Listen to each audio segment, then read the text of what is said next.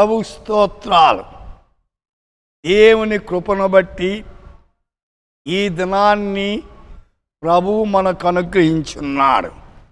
ఈ దినము యోవేలు గ్రంథం 2వ అధ్యాయం 27వ వచనం.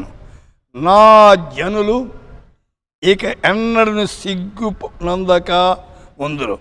My people shall never be ashamed. మేరీ ప్రజాకి ఆశా ఫిర్ కభీ నా టూటేగి. ప్రియులారా, సిగ్గు ఎక్కడొచ్చింది? సృష్టి ఆరంభములో మొదటి మానవుడు పాపము చేయటం బట్టి సిగ్గు వచ్చింది. అయితే మనము సిగ్గుపడకుండా ఉండాలి. కీర్తనకాడు 25:2 నా దేవా, నీయందు నమ్మిక ఉంచున్నాను, నన్ను సిగ్గుపడనీయకము. ఎవరైతే ఏ కుటుంబము, ఏ వ్యక్తి, ఏ సమాజము దేవుని యందు నమ్మిక ఉంచుతుందో వారు సిగ్గుపడరు. ఎజ్రా 9:6 నా దేవా, నా దేవా, నా ముఖము నీ వైపు ఎత్తుకొనుటకు సిగ్గుపడి కిన్నుడనయున్నాను. అయితే దేవుని వైపు చూడండి.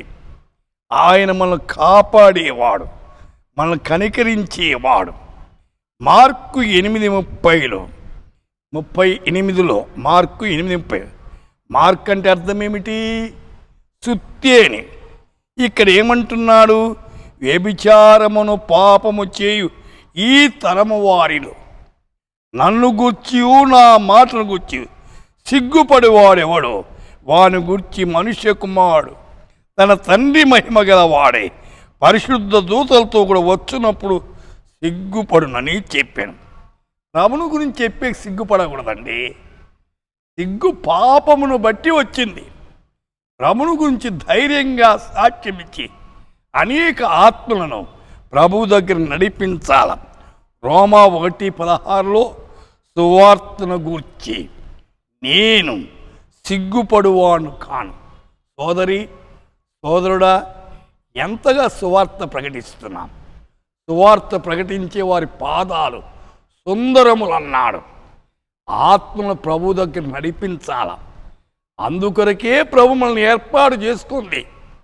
కాబట్టి సిగ్గుపడి అయితే దేవుని దూరం కాకూడదు. వాక్యము చదువుటలో సిగ్గుపడకూడదు. ప్రార్థన చేయటంలో సిగ్గుపడకూడదు. అయితే సువార్త చెప్పులో సిగ్గుపడకూడదు. అయితే దేవుని కొరకు ధైర్యంగా మనం ముందుకు సాగాల. ప్రార్థన చేద్దాం.